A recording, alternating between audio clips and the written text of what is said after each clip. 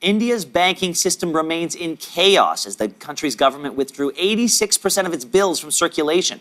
All 500 rupee and 1,000 rupee notes have been removed. The goal is to dismantle the cash-centric black market, to cleanse the country of counterfeit notes, and further digitize the economy. But the decision has also significantly slowed the sex trade industry, at least for the moment.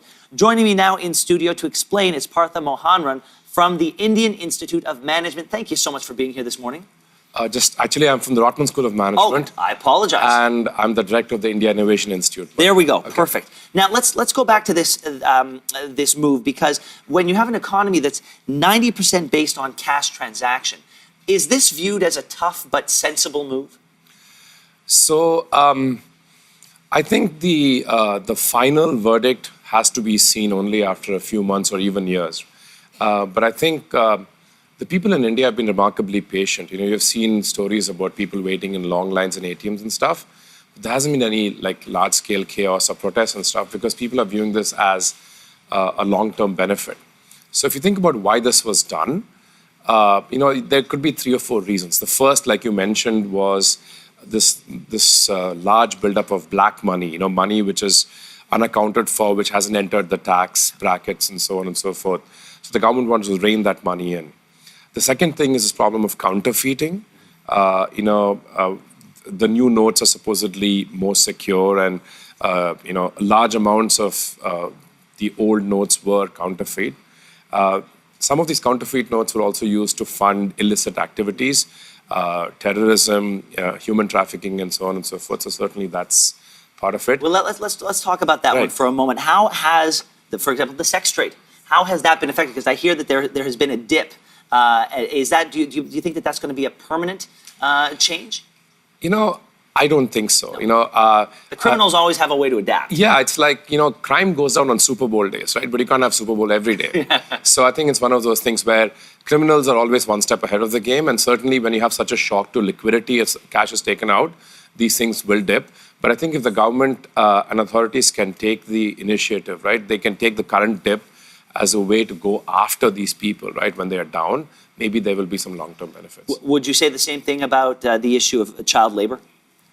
It's true for all of them. It's all of them. Terrorism, counterfeiting, child labor, human trafficking, all these things would probably have gone down.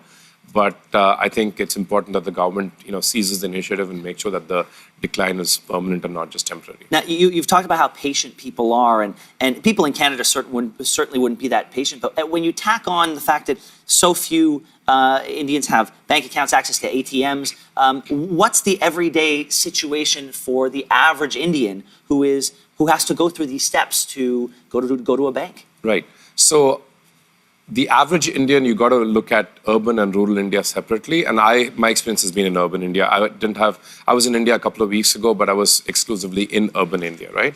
So my own experience, I landed in the airport with a whole bunch of old notes which don't work.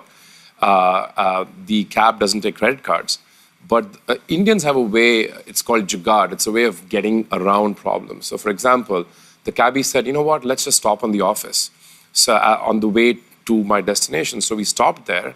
And I paid the office a certain amount by credit card. And the deal was I could pay the difference in small notes, or he could pay me the difference. And that's how we worked around it. So Indians have a remarkable amount of versatility and tenacity in ways to get around these kinds of situations. So there was a lot of short-term dislocation, long lines in ATMs, shortage of notes and stuff. But that's slowly going away as more of the new notes enter circulation. And what was the biggest problem that you personally had when you visited over the holidays? Actually, I didn't have any problems. No, because is it a question of having time in your day to deal with these issues? See, it's time, and it's also the ability to adapt. So what is amazing in India is there is a revolution in mobile telephony, right? And a very large percentage of the country has access to cell phones. And it's amazing in India, you can buy vegetables from the street vendor with apps now. Yeah. And it's slowly progressing. And you mentioned this thing about bank accounts, right?